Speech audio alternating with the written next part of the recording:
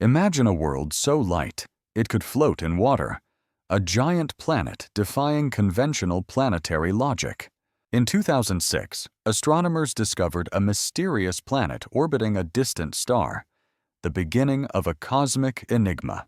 This planet, named HD 21458b, would soon shock scientists with its bizarre properties and improbable structure. Known affectionately as Osiris, this world is unlike anything found in our solar system. 6 times closer to its star than Mercury is to our Sun, Osiris is baked by relentless radiation. But it wasn't the heat that stunned scientists. It was the startlingly low density of the planet itself. Osiris is so light, it has about a quarter the density of water, lighter than a cork, yet larger than Jupiter. Imagine Jupiter's diameter, but if it were made of foam. That's the kind of cosmic absurdity we're looking at.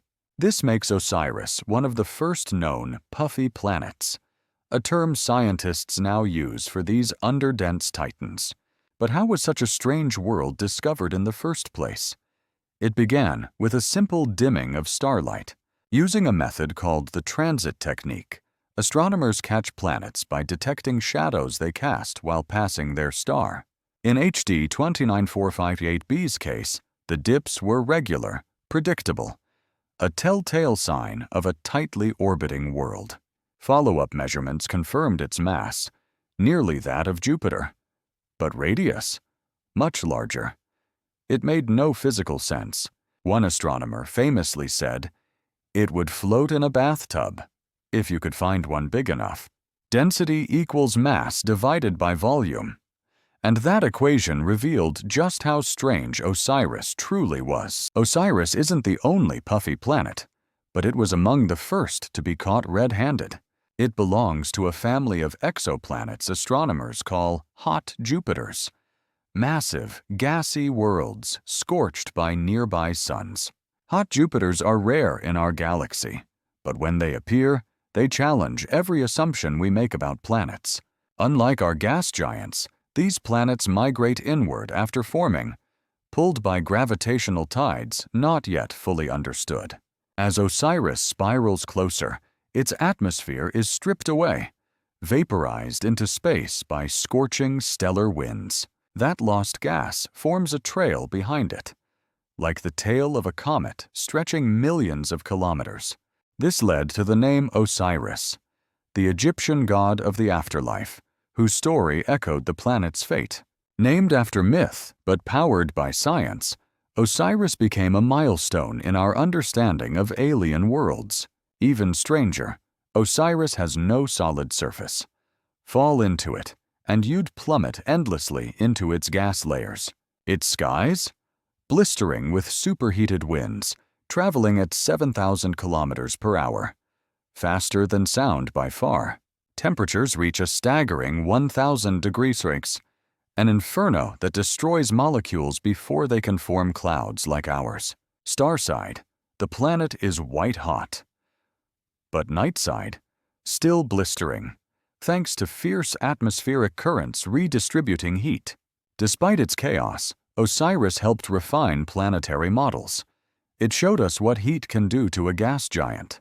It also confirmed that atmosphere alone doesn't determine planet size. Energy input does too.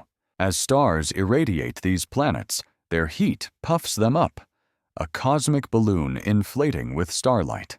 With that realization, astronomers began hunting for more bloated worlds, signs of extreme physics at work. Slowly, the catalog grew. WASP 12b, Kepler 7b, HAT P1b, all enormous, all light as air. Each added to an emerging picture. Planets are weirder, wilder, and more diverse than anyone imagined. Osiris was the spark. Now it's cornerstone evidence for how stars sculpt planets over time. Its atmosphere gave scientists rare clues, with sodium, hydrogen, and carbon stripped out and flung into space. In fact, Osiris was the first exoplanet with an atmosphere ever studied in detail. Its atmosphere literally leaks, forming a cloud thousands of times bigger than the planet itself. Though silent, Osiris is loud with lessons, forcing us to rethink what a planet can be. Can a planet live without a surface? Can it survive being evaporated by its own star? What once seemed impossible, a floating planet, now seems like just the beginning. As missions like Kepler and TESS scan thousands of stars, more puffy planets appear, each with new riddles. We now know there are planets with iron rain, lava oceans, and yes, planets that float like balloons. The cosmos is more creative than we ever dreamed, and Osiris was our first real clue. From millions of kilometers away, Osiris tells us that gravity isn't the only sculptor of worlds. It teaches scientists how stars shape planets not just in orbit, but in their very architecture. Maybe one day we'll find more planets that float, not as anomalies, but as a new normal.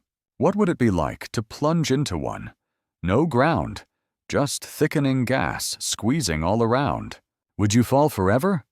Or be crushed by invisible pressure in a soundless, storming abyss? Scientists still don't fully understand how these balloon planets persist, or how long they endure. But each one gives us new insight. Each puff of gas a chapter in the story of planetary evolution.